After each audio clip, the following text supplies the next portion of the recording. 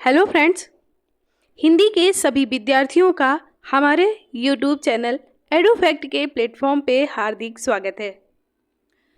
दोस्तों, आज की क्लास में हम सूफी काव्यधारा से संबंधित कुछ प्रमुख कवियों के विषय में अध्ययन करने वाले हैं। इसके पहले की क्लास में हमने सूफी काव्यधारा से संबंधित कुछ इम्पॉर्टेंट फैक्ट के विषय में देखा था, जैसे कि सूफी काव्यधारा की विशेषताएं क्या हैं, सूफी काव्यधारा में जो प्रमुख शब्द आते हैं उनका अर्थ क्या होता है, सूफी काव्य की उत्पत्ति कैसे हुई, इन विषयों में हमने अध्ययन किया था। आज के क्लास में हम सूफी काव्यधारा के विषय में अध्ययन करेंगे, जिसमें से प्रमुख कवि और उनकी रचनाओं के बारे में देखेंगे। इसके पहले हम भक्ति काल में निर्गुण काव्यधारा के विषय में अध्ययन कर चुके हैं। अगर आपने हमारी वो क्लासें नहीं देखी हैं तो आप प्लेलिस्ट पे जाइए, वहाँ आपको सारी कक्षाएं क्रमवार मिल जाएंगी। तो आज की क्लास में हम शुरू करते हैं असाइयत के विषय में। असाइयत जो थे वो सूफी काव्यधारा के प्रमुख कवि थे और गणपति चंद्र गुप्त ने असाइयत की रचना हंसावली जो थी, जो 1317 में की मानी जाती है, को सूफी काव्य परंपरा का प्रथम ग्रंथ माना है। हंसावली में ये वाली सा बनती है हंसावली में अनेक कथाएं हैं। यानी हंसावली एक तरह से माना जाए तो एक ग्रंथ है जिसमें कथाएं हैं, प्रमुख किंवदंतियां भी हैं। इसमें अनेक कथाएं हैं, लेकिन इसकी जो एक मुख्य कथा है वो है पाटन की राजकुमारी की कथा, जो हंसावली की एक प्रमुख कथा है। और इसकी जो भाषा है वो राजस्थानी हिंदी भाषा में रचित है। कवि असाइयत ने हंसावली की कथा जो ली है वो विक्रम बेताल से ली है। विक्रम बेताल के बारे में आपने सुना भी होगा, पढ़ा भी होगा, उनकी कहानियां बड़ी प्रचलित हैं। अब बात करते हैं ईश्वरदास की, जो कि सूफी काव्यधारा के एक बहुत ही प्रमुख कवि हैं। इनकी जो रचना है वो है सत्यवती कथा। समय है उसका 1501 ईस्वी।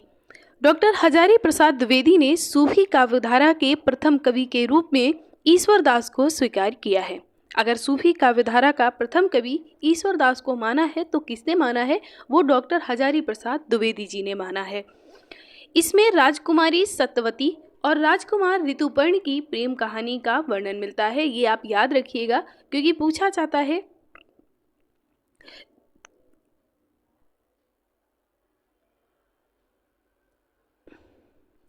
अब इसमें नायिका के श्राप से नायक कोढ़ी बन जाता है। ये क्वेश्चन एक बार पूछा गया था, तो आप याद रखिएगा। इसमें नायिका के श्राप से नायक कोढ़ी बन जाता है, किंतु जब वो नायिका से विवाह कर लेता है उसके बाद वो अपने श्राप से मुक्त हो जाता है।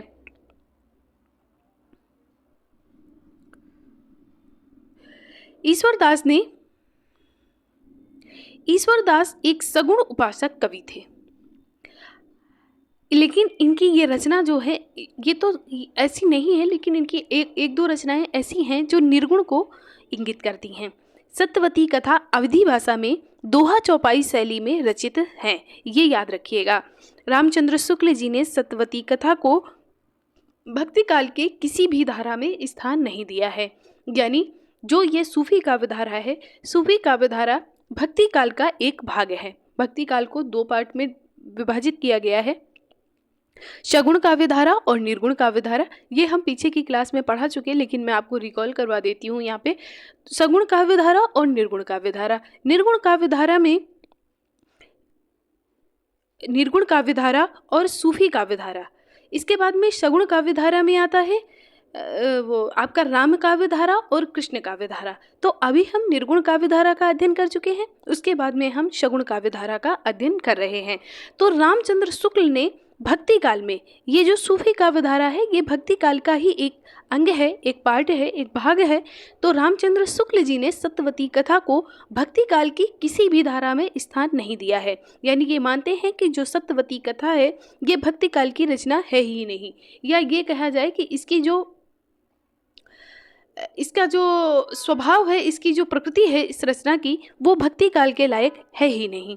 अब बात करते हैं कुतुबन की। कुतुबन की एक प्रसिद्ध रचना है मृगावती, जो 1503 ईस्वी में प्रकाशित हुई। ये रचना और जो अभी हमने सत्यवती कथा या आगे की जो रचनाओं का अध्ययन किया है, ये रचनाएं आपको क्रमवार लगाने के लिए बहुत पूछा जाता है। तो आप याद रखिएगा कि कौन सी रचना किस सन की है, ये आप मोस्टली याद रखिएगा। ये क्वेश्चन इसीलिए बनता है कि या तो ये मिलान करने के लिए आता है, और मिलान में भी या तो इनका मिलान आता है या रचनाकार का मिलान आता है। तो ये आप तीनों याद रखिएगा कि कौन से कवि की कौन सी रचना है और वो रचना किस समय की है, ये आप बात याद रखिएगा। आगे बढ़ते हैं कि रामचंद्र शुक्ल जी ने कुतबन को प्रेमाश्रयी शाखा के प्रथम कवि के रूप में स्वीकार किया है। याद रखिए, हजारी प्रसाद द्विवेदी ने किसको किया है, आचार्य रामचंद्र शुक्ल जी ने किसको किया है। मृगावती की रचना 909 हिजरी संवत तथा 1503 ईस्वी में किया गया है। जो हिजरी संवत की शुरुआत है वो 606 ईस्वी से शुरू होती है। कुतबन जौनपुर के बादशाह हुसैन शाह के राजाश्रित कवि थे।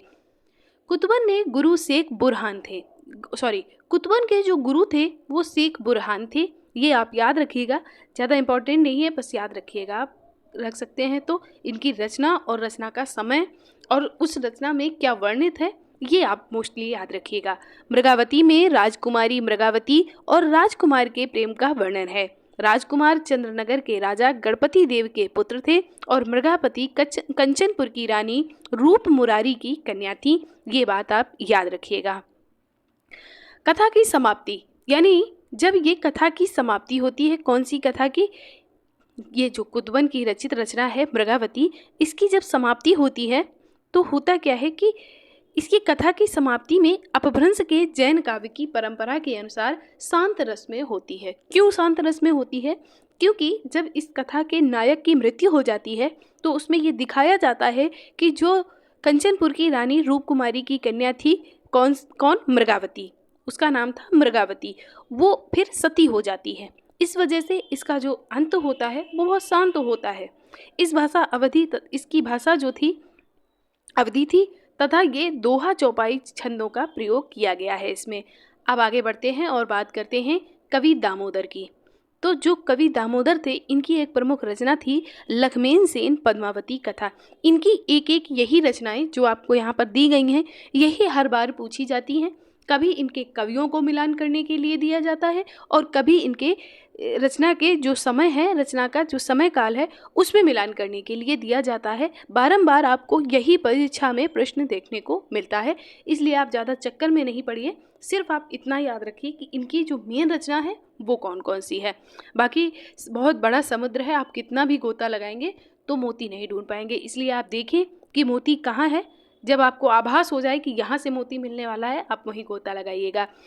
अब बात करते हैं कि जो लखमेन सेन थे, ये पद्मावती कथा में दामोदर कवि ने राजा लक्ष्मण सेन एवं राजकुमारी पद्मावती की प्रणय कथा का वर्णन रोमानी शैली में किया है। ये बहुत जरूरी याद रखने वाली बात है कि इस कथा की शैली क्या है। तो इस कथा की शैली है रोमानी शैली। अब ये जो लक्ष्मण सेन जी थे, ये कहाँ के थे? तो ये उस समय बंगाल के थे, आज पश्चिम बंगाल हो जाएगा, उस समय बंगाल था। स्वयं कवि ने इसे वीर कथा कहा है, या इसके जो कवि थे कवि दामोदर जी, उन्होंने इसको वीर कथा कहा है। लेकिन वास्तव में राजा लक्ष्मण सेन एवं राजकुमारी पद्मावती के प्रेम का चित्रण किया गया है, तो इसे वीर कथा तो नहीं माना जाएगा। आगे बढ़ते हैं और बात करते हैं मंझन, जिनकी एक प्रसिद्ध रचना है मधुमालती, और इसका समय क्या है? तो 1545 ईस्वी इसका समय है। मधुमालती नामक ग्रंथ में राजकुमार मनोहर एवं राजकुमारी मधुमालती की प्रेम कथा का वर्णन मिलता है। इसमें अवधी भाषा एवं दोहा चौपाई शैली का प्रयोग किया गया है।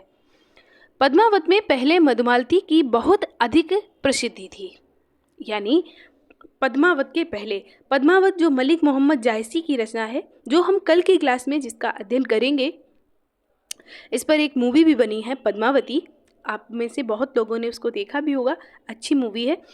तो पद्मावत के पहले, पद्मावत भी एक महाकाव्य है, लेकिन पद्मावत के पहले मधुमालती जो थी उसकी बहुत ज़्यादा प्रसिद्धि थी। अब इसके विषय में एक कवि थे, कवि बनारसी दास, ये जैन कवि थे। इन्होंने आत्मचरित्र यानी इन्होंने अपना एक वर्णन किया है, आत्मचरित्र का वर्णन किया है, अपने विषय में लिखा है। तो इन्होंने लिखा है संवत 1600 के आसपास के, इन्होंने अपनी इश्कबाजी यानी अपनी जीवन शैली के बारे में वर्णन करते हुए कहा है कि उस समय मैंने हाट बाजार जाना छोड़ दिया था। मैं घर में पड़े पड़े मृगावती और मधुमालती पोथी पढ़ा करता था। यानी इस पोथी की इतनी प्रसिद्धि थी उस समय। लेकिन पद्मावत के आने के बाद में, जब पद्मा मलिक मोहम्मद जायसी की रचना पद्मावत का प्रकाशन हुआ, उसके बाद में इनकी प्रसिद्धि थोड़ी कम हो गई। लोगों का रुझान जो था वो पद्मावत की तरफ बढ़ गया। उसके पहले ये बहुत अच्छी उपन्यास हुआ करती थी। इसके उपरांत दक्षिण के शायर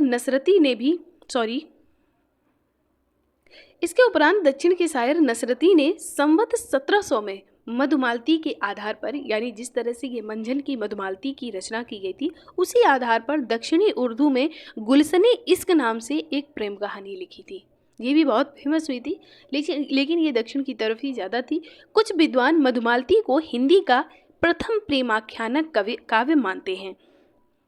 अब आगे बढ़ते हैं और बात करते हैं शेख नबी की, जिनकी रचना है ज्ञानदीप और जो परीक्षा में बहुत ही ज़्यादा बार पूछी गई है। ज्ञानदीप का जो समय है वो 1619 का समय है। ये जौनपुर, ये से तात्पर्य है शेख नबी जी से, ये जौनपुर जिले के दोस्तपुर के पास मऊ नामक स्थान के रहने वाले थे और जहांगीर के समकालीन थे। ज्ञानदीप में राजा ज्ञानदीप और रानी देवजानी की प्रणय गाथा का वर्णन किया गया है। आप इतना याद रखिएगा, रचनाकार, रचना का समय और रचना में किसका वर्णन है। ये 4 बातें आपको याद ही रखनी है, क्योंकि क्वेश्चन यहीं से बनता है। आचार्य शुक्ल जी ने लिखा है कि शेख नबी से ही प्रेम गाथा की परंपरा समाप्त होती है। यानी इसके बाद में किसी ने फिर इस तरह से प्रेम गाथा का मतलब है कि प्रेम काव्य नहीं लिखा है। इसकी जो भाषा थी वो अवधी तथा दोहा चौपाई शैली में इसका वर्णन किया गया है। अब बात करते हैं नूर मोहम्मद की, जिनकी प्रमुख रचना है इंद्रावती और अनुराग बांसुरी। ये जौनपुर जिले के सबरहद नामक स्थान के रहने वाले थे। सबरहद कहाँ है? तो ये जौनपुर और आजमगढ़ की सरहद में बसा हुआ है और ये दिल्ली के बादशाह मोहम्मद शाह, जिनका उपनाम था रंगीला, इनके समकालीन थे, यानी इसके समय में थे। इंद्रावती में कालिंजर के राजकुमार, यानी इंद्रावती, इनकी 2 रचनाएं हैं, इंद्रावती और अनुराग बांसुरी।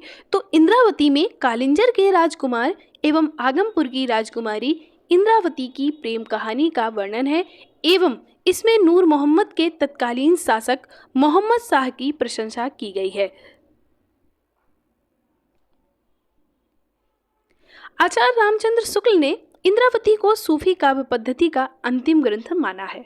यानी इसको इन्होंने सूफी काव्य पद्धति का अंतिम ग्रंथ माना है और जो मंझन की मधुमालती है उसको प्रेमाख्यानक काव्यधारा का अंतिम ग्रंथ माना है। अनुराग बांसुरी जो इनकी दूसरी रचना है, अनुराग बांसुरी का रचना काल जो है, समय है जो, वो 1178 हिजरी अर्थात 1821 ईस्वी है।